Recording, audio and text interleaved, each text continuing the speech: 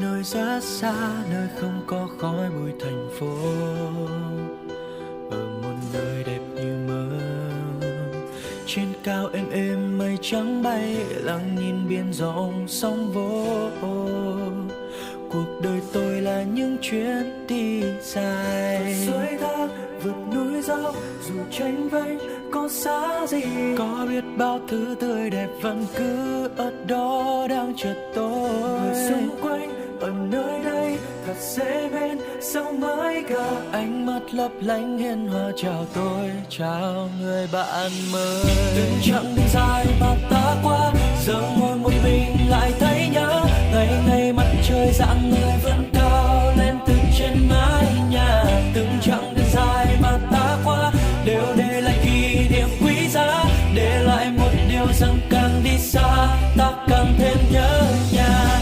Đi thật xa để trở về, đi thật xa để trở về, có một nơi để trở về, đi đi để trở về.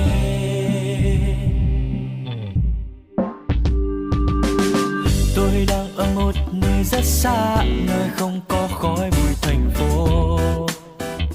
Ở một nơi đẹp như mơ, trên cao êm êm mây trắng bay, lặng nhìn biển rộng sóng vỗ.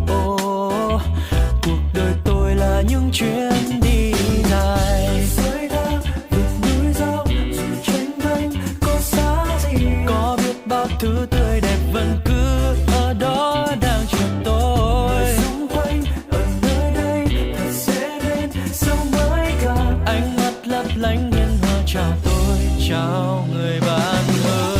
Từng chặng đường dài mà ta qua, giờ ngồi một mình lại thấy nhớ, ngày ngày mặt trời rạng người vẫn cao lên từ trên mái nhà.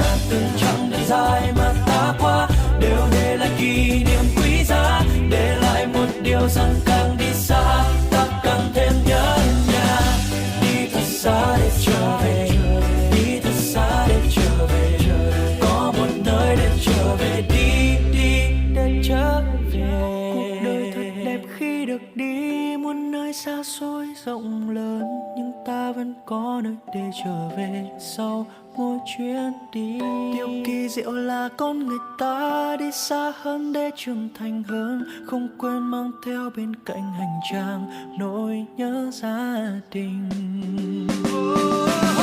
Từng chặng đường dài mà ta qua, giờ ngồi một mình lại thấy nhớ, ngày ngày mặt trời rạng người vẫn cao lên từ trên mái nhà.